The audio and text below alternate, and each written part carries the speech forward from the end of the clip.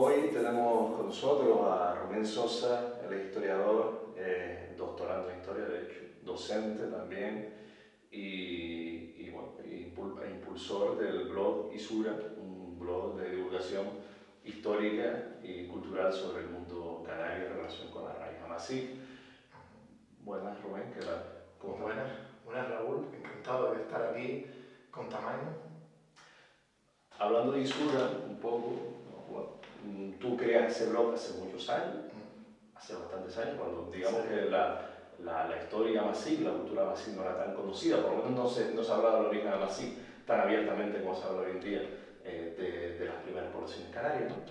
¿Y cómo ha evolucionado, según tu punto de vista, según tu propia experiencia, la percepción de la raíz amasí con respecto a aquella época en relación a esta?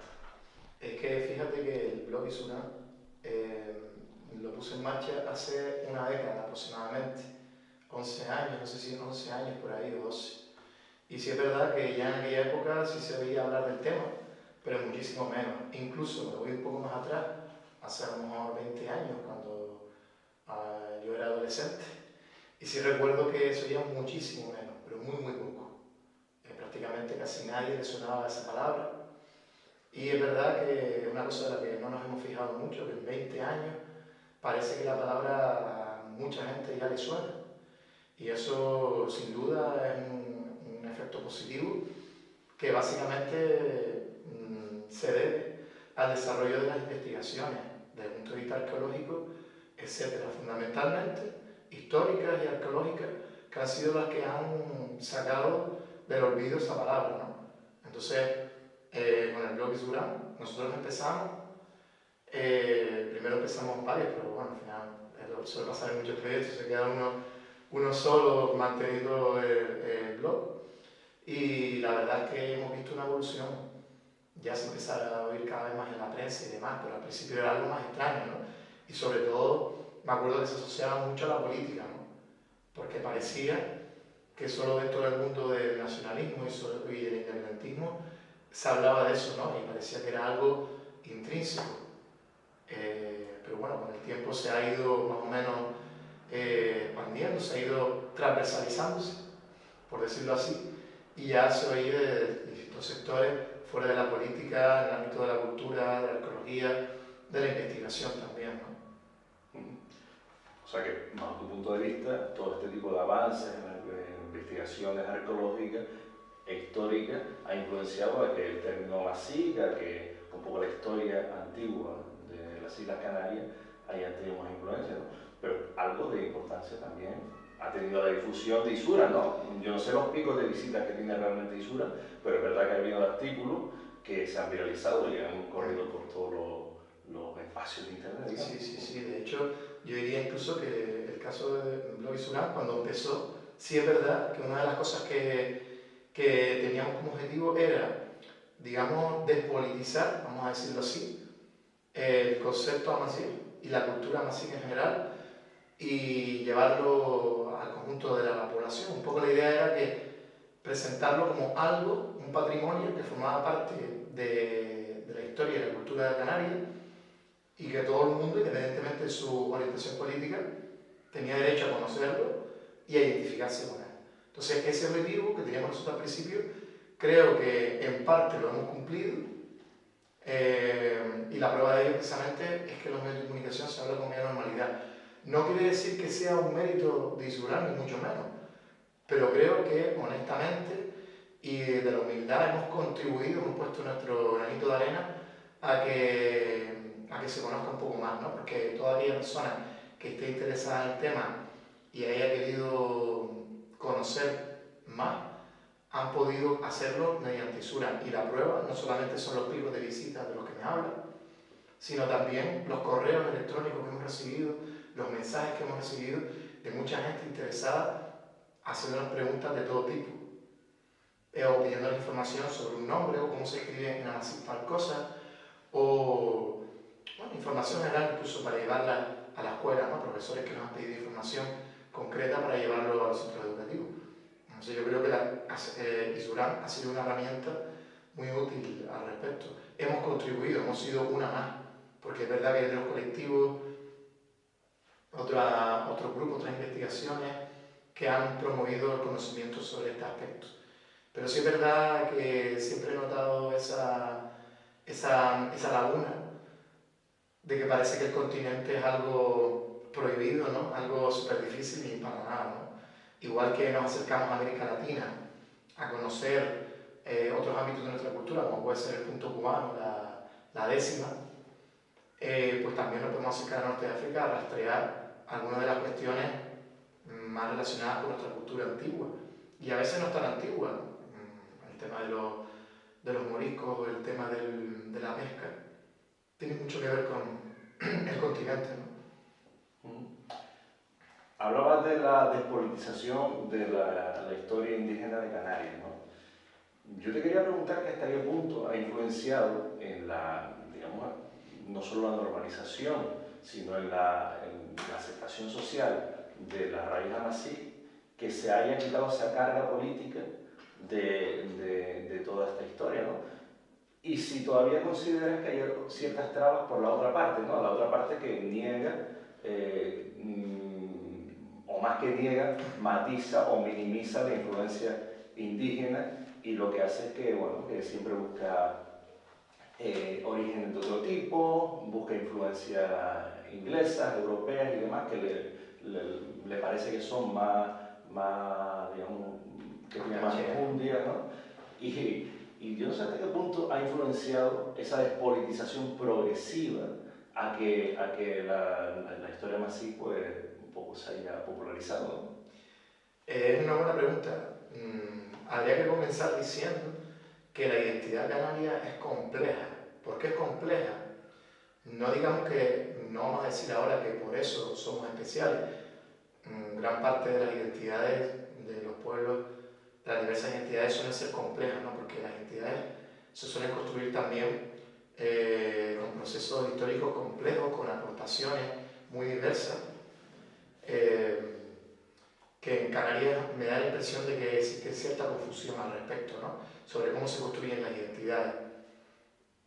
La influencia de los discursos coloniales en la construcción de nuestra identidad están a la orden del día y se llevan produciendo durante siglos. De hecho, un autor que ha trabajado bastante este tema es José Farrugia, ¿no?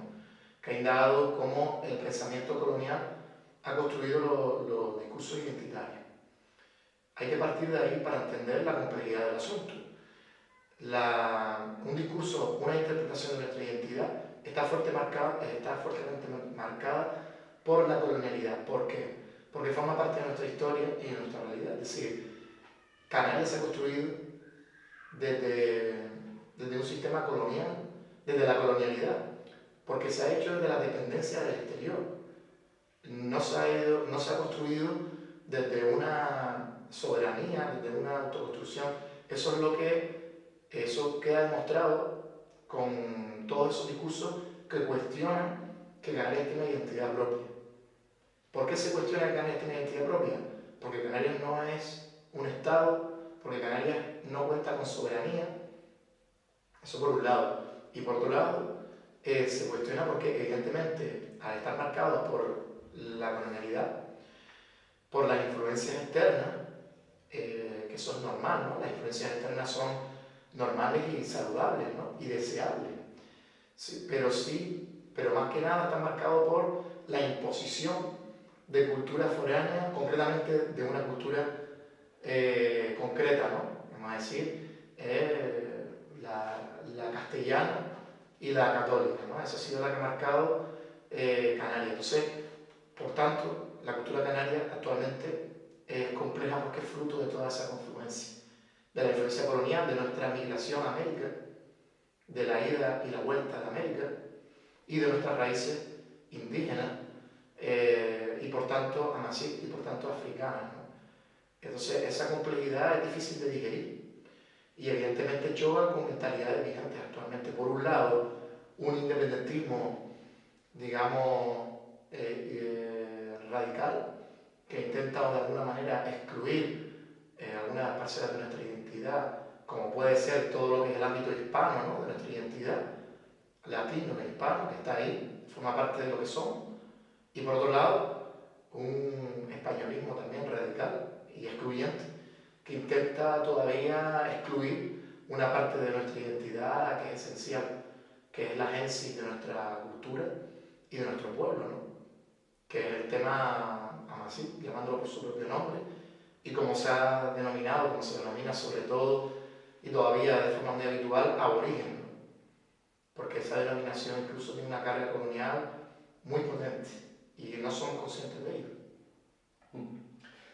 Pasemos al tema de la lengua, porque recientemente ha salido en medios de comunicación de Canarias ciertos artículos que hablaban un poco de que, bueno, donde te entrevistamos justamente a ti y a otros compañeros que están encargándose de la labor de divulgar la lengua tamasí, que es la lengua de los antiguos canarios, o por lo menos la que se sospecha que es la más cercana a la que hablaron los antiguos canarios. Y te voy a hacer una pregunta directa. ¿Ves factible la recuperación de ese digamos, ese idioma de los antiguos canarios? ¿O nunca va a ser lo que se habló? ¿O se puede reconstruir? ¿Cómo lo ves tú? ¿Cómo está ahora mismo el debate? Yo creo que no es posible. Yo creo que no es posible recuperar de ninguna manera las antiguas hablas amasí que hubieron en Canarias. ¿Por qué? Porque lo que nos ha quedado de las hablas que habían aquí se reducen a unos miles de voces que además están integradas en el español de Canarias, por lo tanto alteradas por la propia lengua castellana, y claro, se nos hace imposible una recuperación. Después además no hemos encontrado los historiadores documentos que recojan una parte significativa de las hablas amasí que hubieron en Canarias, que además debemos suponer que debieron ser varias, más de una. Aunque podamos hablar de la lengua guanche de forma concreta, lo cierto es que en todo caso, como mínimo, pudieron haber alrededor de 7 variedades de lingüística diferentes. Si partimos de esa complejidad, ya la cosa se vuelve más complicada. La documentación que nos queda sobre estas hablas, no conocemos ningún compendio que se haya hecho, ningún gran diccionario que se haya hecho, lo cual dificulta el conocimiento. Lo que nos ha llegado son sobre todo miles de nombres de lugar y un puñado de palabras en el español de Canarias, otras palabras que se citan en la fuente, sobre muchos nombres personales también, algunos apellidos. Con eso no es suficiente para reconstruir una variedad lingüística. Eso por un lado. Por otro lado, lo que se ha planteado es el tema de, bueno, es verdad que en Canarias no contamos con suficiente información, pero sí en el continente sigue la lengua hablándose.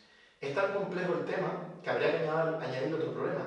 Aunque hubiésemos conservado recopilaciones lingüísticas en Canarias, la Biblia en guanche, vamos a decir, ¿no?, de forma jocosa, o un diccionario, aún así tampoco podríamos recuperarlo. ¿Por qué? Porque hemos perdido la forma, la fonética, en cómo se hablaba.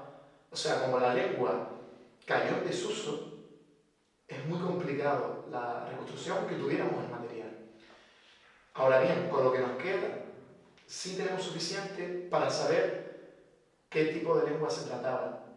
Y podemos decir, sin temor a equivocarnos, y así llevan señalando las investigaciones desde hace más de un siglo, que se trata de variantes lingüísticas de la lengua masiva. ¿Vale? Entonces, por ahí podemos decir que se podría conocer la lengua de los antiguos canarios desde el punto de vista general. Es decir, no podemos conocer las variedades lingüísticas en concreto, pero sí podemos conocer la lengua de la que formaban parte, que es la lengua masiva. Después existe el debate de si son distintas lenguas, si podríamos hablar de una o varias lenguas, ¿no?, que es un debate que tienen los lingüistas. Efectivamente, lo cierto es que se podría hablar de una sola lengua y se podría hablar de varias. Es ahí la complejidad que tiene la lengua masiva y el hecho de que también complica el tema. No me quiero enrollar más, porque me estoy enrollando un poco con el tema, pero la idea fundamental que quiero dar es que independientemente de esa complejidad lingüística de la que estoy comentando, creo que, o lo que yo aspiro, por ejemplo los compañeros que salimos en el vídeo, Usai, Fernando, estamos hablando, nosotros estamos aprendiendo la lengua masiva porque nos gusta, porque tiene un vínculo con Canarias, obvio, ¿no?, porque las antiguas hablas que hablaban los antiguos canarios formaban parte de este idioma, Pero lo que es cierto es que nosotros no aspiramos a una recuperación de la lengua amasí en Canarias. Nosotros creemos que lo primero, lo más importante es que la lengua se recupere donde se habla, lo que se está perdiendo, que es el norte de África, en el continente. Pero eso sí, nosotros creemos que la lengua amasí debe ser reconocida como un patrimonio canario, es decir, que todos esos topónimos, esos nombres de lugares, esos nombres personales, esas palabras amasí que nos quedan en el español de Canarias, deben ser reconocidas como un patrimonio y se deben decir que no que sean palabras aborígenes, sino que son palabras amasíes, porque forman parte de la lengua amasí y la sabemos interpretar y la podremos comprender gracias a que la lengua todavía se habla en el continente, como hablamos de los arabismos, de las palabras árabes que hay en la lengua castellana. No podemos decir, mire, esto es una palabra aborigen de Andalucía. No, son arabismos, son palabras de la lengua árabe. Y yo creo que si en Canarias eso se reconoce, que forma parte de nuestro patrimonio, por un lado, y que los canarios no solamente tenemos el derecho, sino que deberíamos tener los medios para que los canarios y las canarias que quieran aprender la lengua amasí lo puedan hacer, yo creo que eso es una reivindicación que es la que tenemos nosotros, que la pueden compartir la mayoría de los canarios. Yo creo que es algo razonable, que todo el mundo puede entender, no es algo tan raro, ¿no? Los andaluces pueden ir a la escuela de idiomas y aprender árabe sin ningún problema. Y no tienen que ser para eso supernacionalistas, superindependentistas canarios. Yo creo que eso es algo del que todos los canarios podemos disfrutar. Tu tesis doctoral versa sobre estas cuestiones, ¿no? Sobre la lengua amasí y demás. De hecho, has estado en el norte de África, bueno, nos regalaste esas crónicas de Berbería en Tamaimo en su momento, sobre esa experiencia. A mí me gustaría que para nuestros lectores y las personas que están viendo la entrevista nos explicaran un poco de qué va tu tesis doctoral, ¿no? Para fijarnos un poco, que sé que va en relación a todo esto, pero que desgrane de manera más detallada de qué va.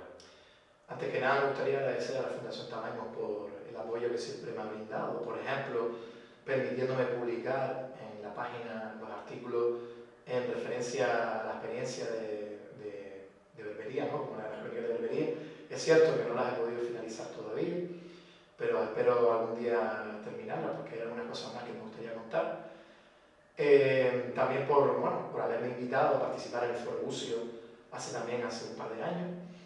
Y sobre lo que me preguntas, la tesis efectivamente es un trabajo que lo que pretende un poco es aportar una visión desde el ámbito de la sociolingüística histórica a el proceso de colonización de Canarias.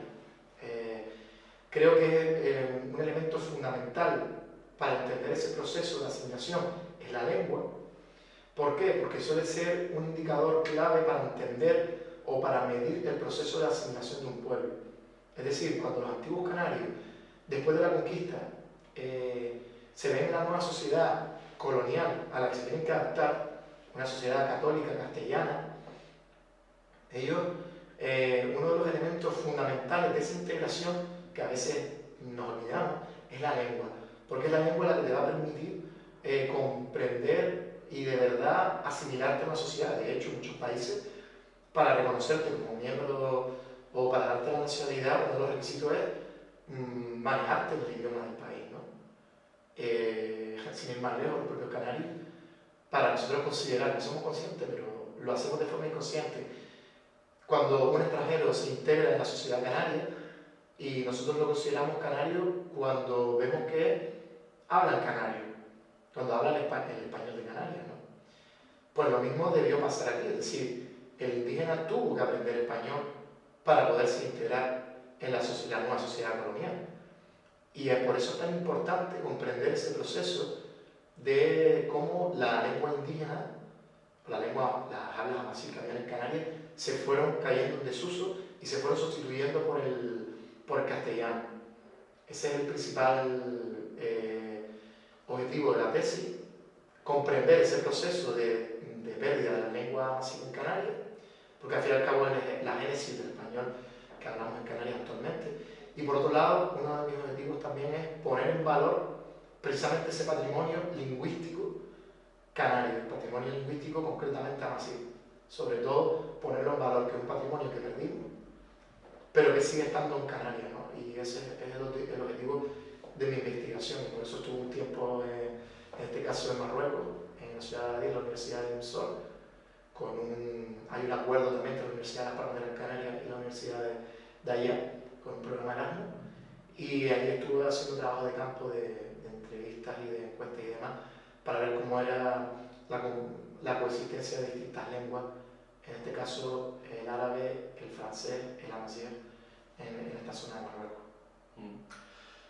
Rubén, el tamasí, bueno, digamos que tiene algunos centros de investigación en zonas como Cataluña, Andalucía, París también, fuera del Estado español.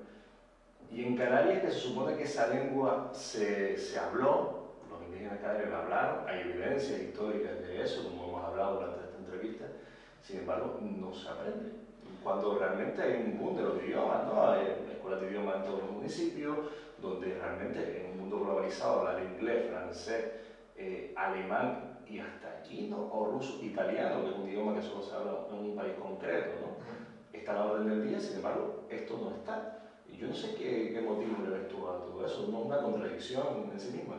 Fíjate una cosa, Raúl, que Canarias, claro, todavía hemos perdido un poco la memoria de este patrimonio, ¿no? Porque claro, fue hace tanto tiempo, hace tantos siglos en que el amazigh dejó de ser hablado. Pero mira, una de las claves, creo yo, también es que la gente sea consciente de que el idioma que hablaban los antiguos canarios, nuestros antepasados indígenas, era el amazigh. Y eso todavía no está del todo asimilado. Existe todavía una idea también muy fuerte de que es una cuestión que sacaron los independentistas, etc. Lo cual es una cosa que es totalmente falso. De hecho, los estudios que relacionan el idioma de los indígenas canarios con la lengua amazigh se remontan a siglos. Es decir, los propios cronistas ya hablaban de esta relación. Abreu Galindo ya hablaba de que para él los canarios eran africanos y que en Berbería ya había muchos nombres que eran iguales y palabras que eran iguales. También lo hablaba George Glass, ¿no? Que era inglés, en el siglo, si no me equivoco, XVIII, que no era nada sospechoso de ser nacionalista, ¿no?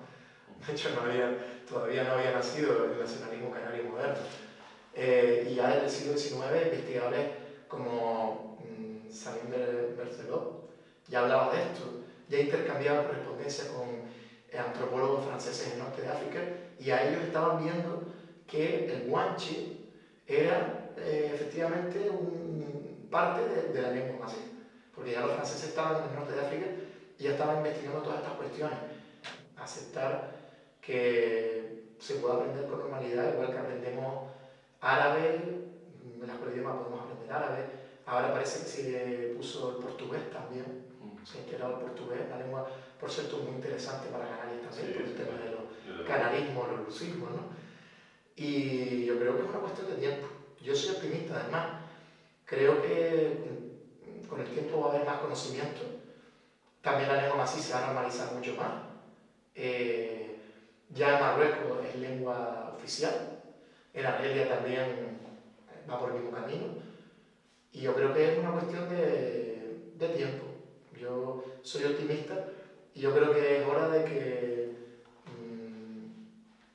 más que criticar porque todavía no se ha hecho, vamos a hacer lo contrario y vamos a animar a la sociedad canaria a que se interese por el tema, y a que se apoye también a las instituciones, a los responsables políticos que nos pueden estar escuchando, a todo el mundo en general que esté interesado, pues que nos ayuden en esa reivindicación que yo creo que es legítima, ¿no? Y no para regarse la vestidura, ni nada radical, ni nada por el estilo. Y en esta Canarias moderna, avanzada, la más formada de nuestra historia, ¿no? A nivel, por lo menos, educativo, donde la mayoría de las pibas y los pibes jóvenes nuestros y formados, pues bueno, pues saben inglés, francés, pues tienen una cultura, han viajado por todo el mundo. ¿Qué consideras tú que aportaría la enseñanza del tamasí en esta sociedad, en esta gente, ¿no? Al pueblo canario? ¿Qué daría? Fíjate, Raúl, que a nosotros a veces nos han criticado de, no, es más importante aprender inglés, francés, alemán, que eso al fin y al cabo te va a dar trabajo y tal. Por supuesto, no, a ver, aquí nadie ha cuestionado que se aprenda otro idioma. Nosotros mismos somos estudiantes de inglés, de francés, ¿no? Puedo decir que, bueno, tengo un nivel alto de francés, ¿no? Llevo ya muchos años con el francés. Los otros compañeros pues también tienen un nivel muy alto de inglés, por ejemplo.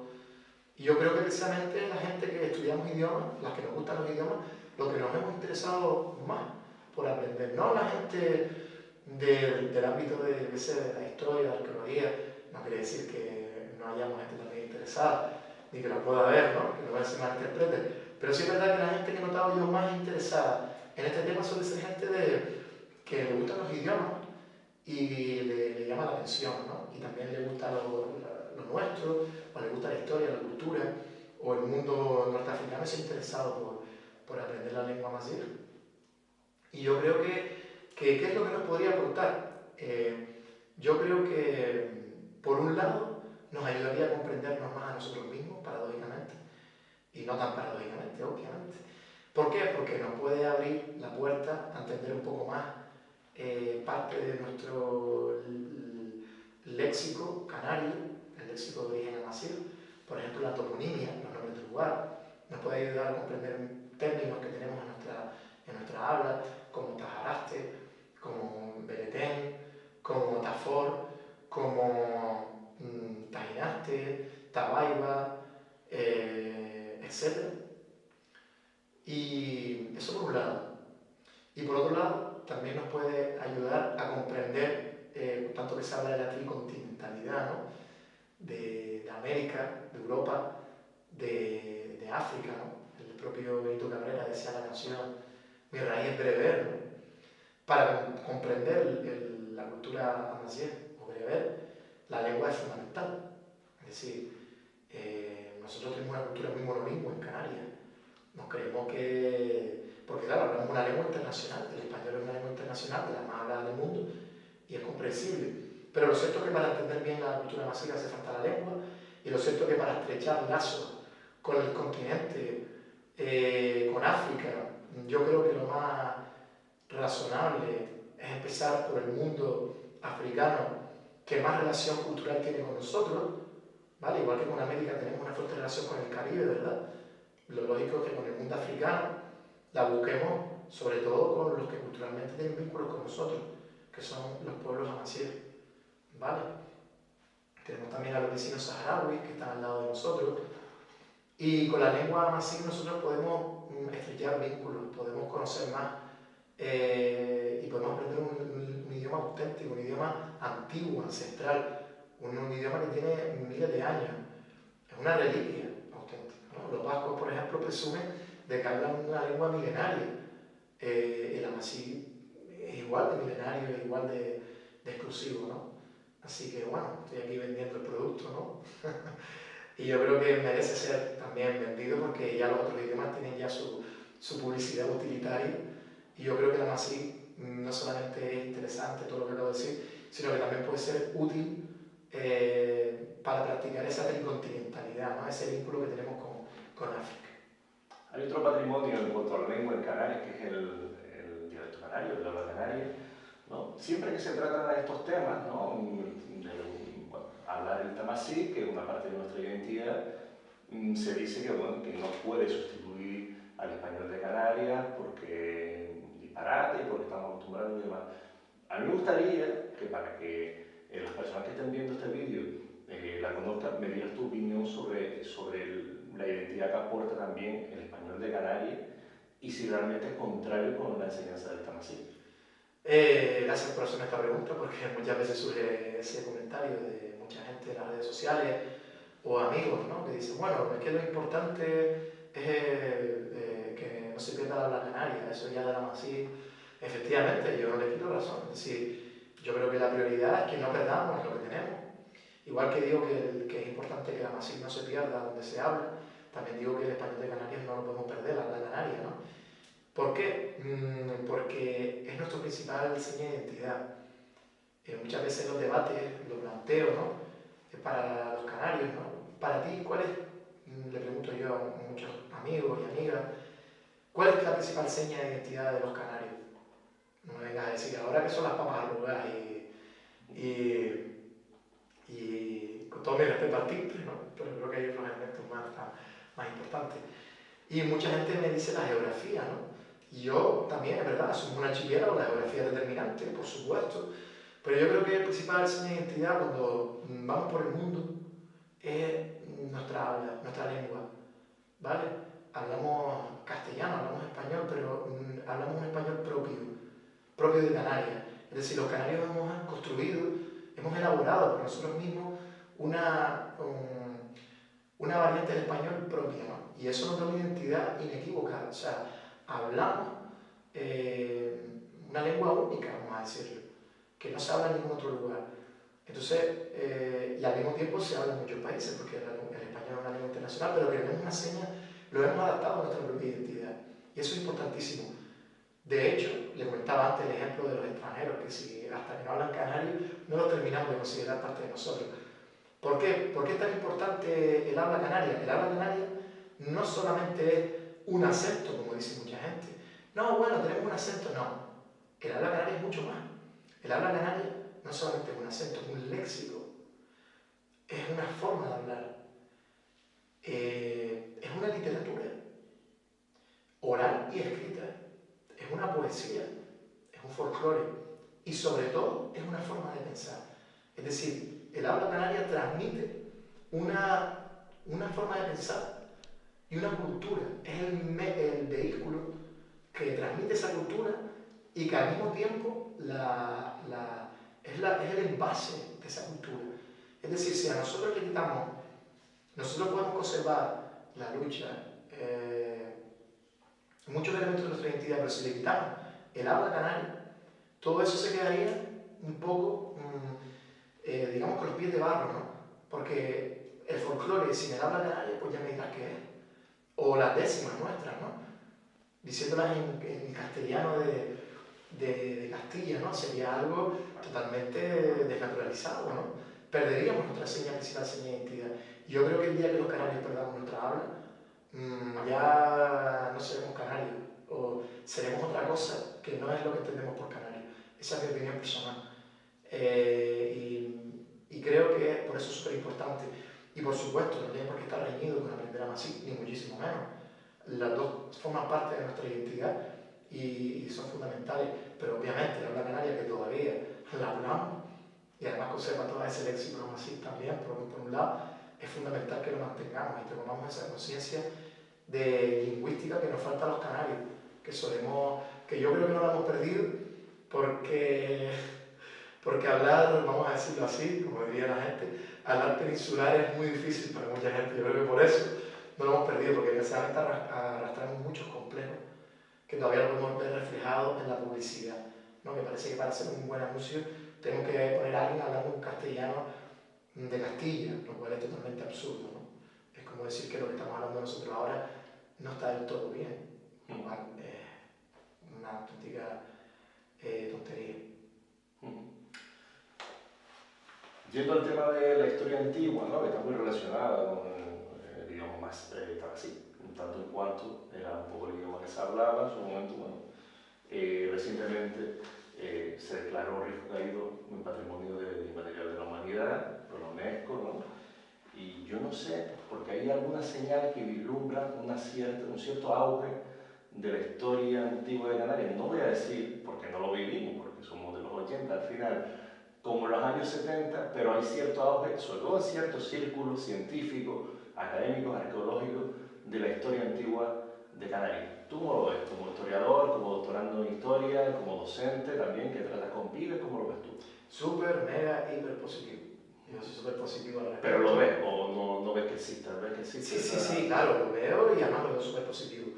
Es cierto que en Canarias siempre ha habido una minoría muy interesada por nuestra historia, nuestros orígenes, todo el tema indígena, ¿no? Muy interesado. Yo creo que eso ha crecido incluso con los años. Pero claro, ¿cuál es un poco la pega, ¿no?, que podríamos hacer? Es que hace falta una mayor difusión. Dicho grosso modo, no termina de llegar al conjunto de la población. Fíjate que cada vez que se estrena, afortunadamente, un corto de Armando Ravelo, por ejemplo, o un documental, por ejemplo, como el de Canarias Amasí, del amigo Pablo, fíjate que siempre se llena la sala, ¿no? Hay un interés, hay mucha gente interesada, y eso es muy bueno. Pero sí es cierto que hay una mayoría que no tiene mayor interés, y es cierto que no tiene por qué haber un interés, a todo el mundo le tiene que gustar estos temas, por supuesto, pero sí es cierto que ha fallado mucho la difusión, ha fallado el sistema educativo, se ha diseñado un sistema educativo para que prácticamente no se transmita ese conocimiento, y esto lo digo como docente, vamos, que sé de lo que estoy hablando, no pongo la mano al fuego, sé de lo que estoy diciendo, lo digo con contundencia, es decir, el sistema educativo tiene todavía, el sistema educativo en Canarias, mucha deficiencia a la hora de transmitir nuestra historia y nuestra cultura. Es cierto que se ha introducido contenido de forma paulatina, pero también es cierto que el profesorado, en una buena parte, no tiene la preparación para impartirlo. Es así, es decir, ¿por qué? Porque no hay unos estudios concretos sobre Canarias. Es cierto que muchos de ellos han hecho un esfuerzo, otros no tanto. Después también tenemos el problema que salió estos días con el tema de los libros de texto, ¿no? Que las editoras madrileñas se están quejando, tan bonitas, ¿no?, para quejarse, cuando somos nosotros los que debemos quejarnos, porque muchas veces contienen errores garrafales, confunden las cosas y son contenidos muy reducidos, ¿no? Por otro lado, también es verdad que los medios de comunicación no están cumpliendo, sobre todo los públicos. Televisión Española en Canarias, la radiotelevisión canaria. Creo que aunque hacen una labor importante, yo soy el primero que defiendo la radiotelevisión canaria, que tengamos un medio de comunicación público los canarios, pero es cierto que también, igual que defiendo que tengamos un medio de comunicación público, que ya lo tenemos, si no me equivoco, desde hace ya 2 décadas, afortunadamente, y han aportado mucho, creo que pueden aportar mucho más. La televisión canaria debe tener un mayor compromiso con todo lo que tenga que ver con nuestra cultura, nuestra identidad y nuestra historia, ¿no? Y vamos, creo que es verdad que transmiten cosas y demás, pero deberían hacerlo más, deberían comprometerse mucho más. Y esto es una cuestión que tiene que partir de la propia sociedad, de las instituciones y por supuesto de los periodistas, que yo creo, y me consta que muchos como tú están muy comprometidos con eso. Así que una labor colectiva. Nadie de forma individual, ningún político de forma individual puede cambiar esto. Es algo que tenemos que empujar entre todos. Por otro lado, la historia antigua de Canarias, digamos que es como un jeroglífico que estamos empezando a descifrar, ¿no? Hay investigadores que están haciendo una labor muy interesante. Buena parte de bueno, de las opiniones o de los trabajos de ellos salieron en el documental Canarias Amasí, como tú decías antes, ¿no? Y bueno, recientemente nos hemos enterado que van a ofrecer desde la Unión Europea una beca bastante bien dotada para, digamos, acercarse a lo que pudo ser el primer poblamiento de Canarias. No sé cuál es tu opinión al respecto, si te parece un avance y un poco cómo consideras que está el estado de la situación ahora, porque claro, ese es el gran enigma de la historia antigua de Canarias, ¿no? Efectivamente, de hecho hay quien comenta que no sé si fue Paco León, ¿no?, que decía, bueno, pero es que también los enigmas son necesarios, ¿no? Es decir, saberlo todo es como a los historiadores nos quedaríamos un poco sin el trabajo, ¿no? Entonces también mantener, que tengamos ciertas dudas también siempre es bueno y es positivo, porque también nos empuja a la investigación. Es una buena noticia que el amigo Jonathan haya recibido esa beca, porque, hombre, es que estos estudios obviamente necesitan financiación, son complejos, necesitan tecnología, necesitan gente, buenos profesionales como yo, dedicados a este tema. Y es cierto que, bueno, no es un secreto, esto está todo muy infrafinanciado. Es decir, muy poca gente consigue financiación. Yo personalmente no he conseguido ninguna, porque es muy difícil acceder a las becas del gobierno de Canarias, sobre todo los doctorandos que no tenemos un proyecto de investigación de interés para el gobierno de Canarias, porque uno de los requisitos que se piden para recibir estas becas que tenemos nosotros es que sea un proyecto que pueda tener un interés, vamos a decir, utilitario, mercantilista, ya sea para el turismo, etc., ¿no? Después también otros factores, ¿no? Como el tema de las notas, ¿verdad? Que tienes que tener una nota excelente para que te den esa beca. Pero claro, eso también repercute de alguna manera en los trabajos de investigación. Mucha gente no puede dedicarse a sacar su tesis doctoral o a hacer una tesis doctoral de calidad, porque al no contar con financiación, pues tienes que estar más preocupado por ganarte la vida, primero por trabajar, para luego en tus ratos libres dedicarle a hacer un sacrificio y dedicarle tiempo a sacar una tesis que después, en fin, ¿no? Dejando un poco de lado las miserias que tenemos los investigadores, decirte que bueno, es positivo bueno, pues que se tenga esa beca, y también es importante que sigamos trabajando, porque el enigma del poblamiento de Canarias es el hecho de que todavía no sabemos a ciencia cierta cómo fue la colonización de Canarias, la colonización humana, es decir, la llegada de la población indígena, la población amazigh, a colonizar las islas, ni por qué. O sea, realmente no lo sabemos. Hay tesis, por ejemplo la de Tejera Gaspar, ¿no? Que decía en el último trabajo que publicó habla de la deportatio, ¿no? De que fueron los romanos, que también es una teoría bastante antigua, ¿no? Las lenguas cortadas, que los romanos trajeron población rebelde a poblar las Islas Canarias. Otros apuntan que pudieron venir con sus propios medios, incluso otros que pudieron ser transportados con fines de colonizar las islas. Ninguna de estas teorías ha podido ser demostrada de forma clara y fehaciente. Y bueno, si Jonathan puede aportar más luz al respecto, pues sería la verdad que para nosotros muy importante, porque evidentemente hay que avanzar en el conocimiento, y es una de las grandes dudas que tenemos, ¿no? Para concluir un poco la entrevista, recientemente también leíamos en la web jugodelpalo.com un artículo en el cual tú con el compañero José hablaban un poco, que es el impulsor además de esta web Jugo del Palo, que en su momento recibió financiación de la Fundación Tamayo. Exactamente.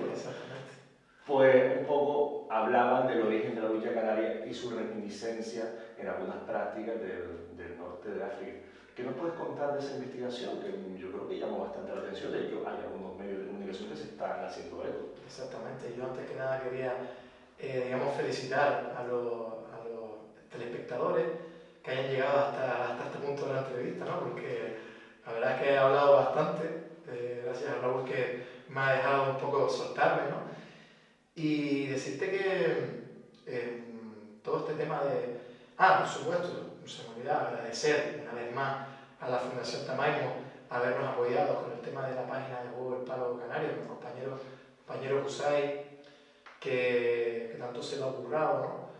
Que gracias a la financiación de la Fundación Tamaimo hemos podido poner en marcha este proyecto, que además hacía falta porque no existía una página dedicada al Jugo del Palo Canario. Es decir, la gente que se iba a buscar información en internet sobre este tema, no había nada. Afortunadamente hay varias páginas sobre la lucha canaria, pero nos faltaba sobre el Jugo del Palo Canario, ¿no? Y entonces creo que era una herramienta necesaria. Nosotros somos jugadores de palo también, de la escuela de Garrote de la Rebolía, del sur de Gran Canaria, y somos aficionados no solamente al juego del garrote, sino a todas las modalidades de juego del palo y a las artes marciales canarias en general, incluyendo la lucha canaria. Somos aficionados a la lucha.